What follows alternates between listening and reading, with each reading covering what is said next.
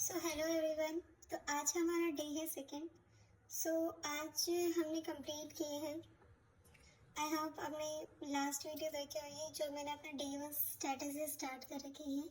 तो ये second day है जो सीईटी चैलेंज मैंने एक्सेप्ट करा है खुद से ही, नोट फॉर द व्यूअर्स और यूट्यूब कंटेंट। बस ऐसे ही मैंने स्टार्ट कर लिया कि मेरी अपनी भी प्रिपरेशन होती रहेगी और देखते हैं क्या होता है क्या नहीं होता है, क्योंकि नेक्स्ट ईयर सबको पता है कि सीईटी का मेंस होना है। तो सीईटी जो क्वालिफाइड है उसके बाद भी वैसे भी जो सीईटी का रिजल्ट है वो भी जो नोटिफिकेशन आई है उसके हिसाब से मेरे हिसाब से जल्दी आ जाएगा।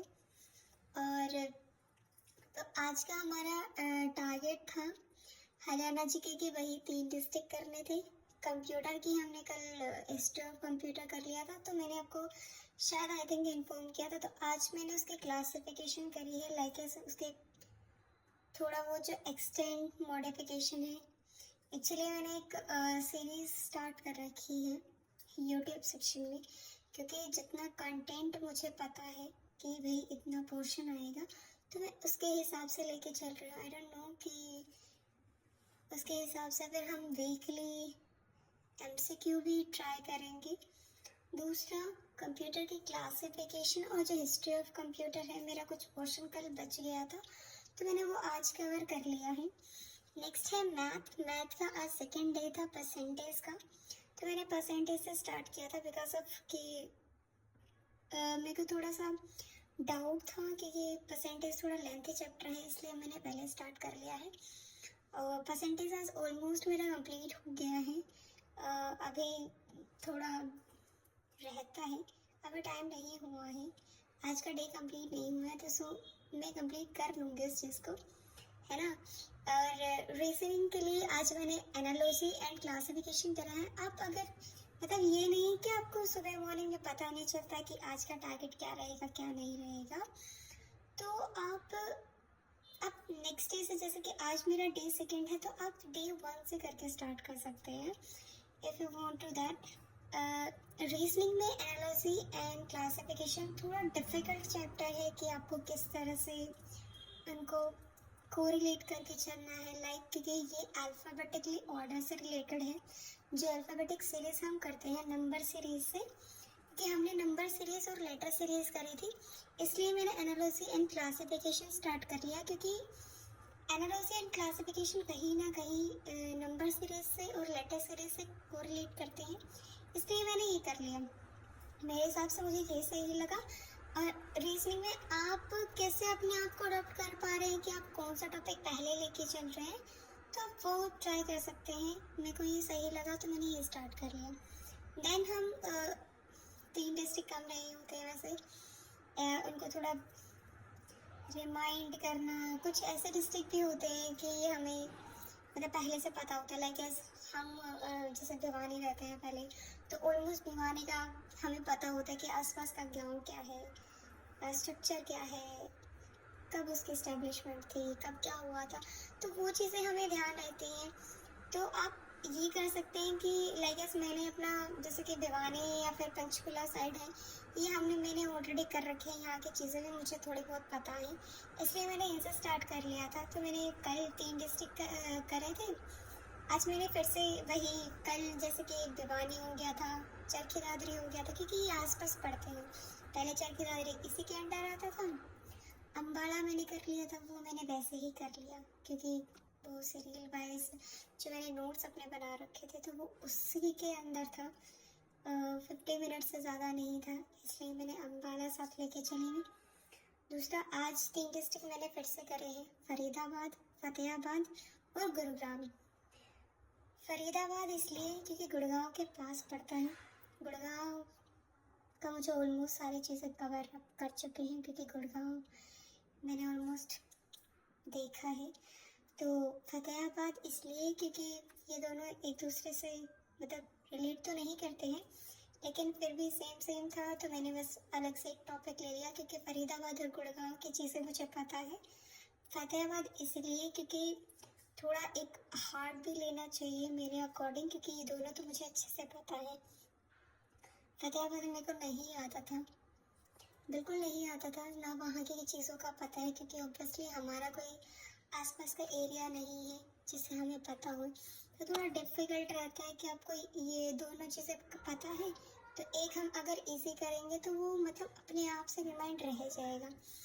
तो इनकी इस्टेब्लिशमेंट मेन है, कौन क्या कहलाता है, या फिर इनके अंदर कौन कौन से इंस्टीट्यूशन हैं वो मेन है।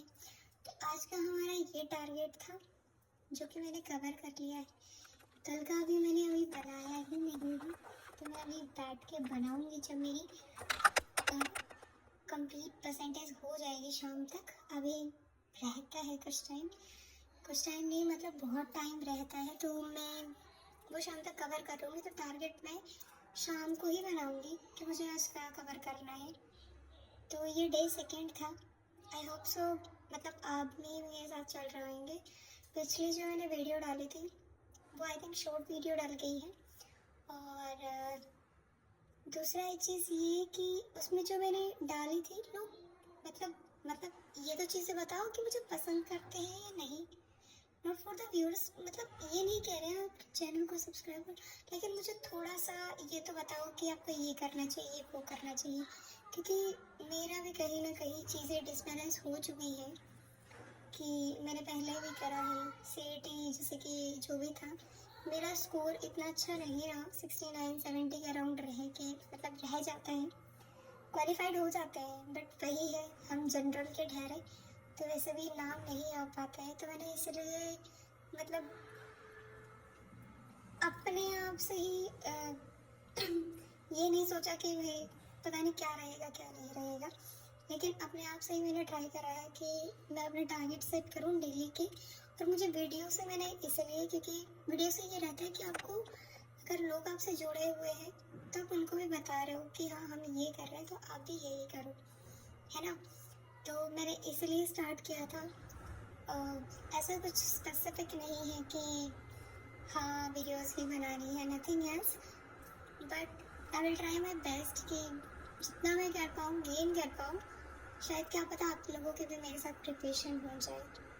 तो सब लोग ऐसे नहीं है कि सीईटी की प्रिपरेशन कर रहे हैं, लेकिन हरियाणा के जितने भी स्टूडेंट्स हैं तो जिन्होंने वही ड्रॉप कर रखा है तो ऑब्वियसली वो सीईटी की प्रिपरेशन करते मिलेंगे, चाहे फिर वो ग्रेजुएशन कर रहे हैं पोस्ट ग्रेजुएशन कर रहे हैं।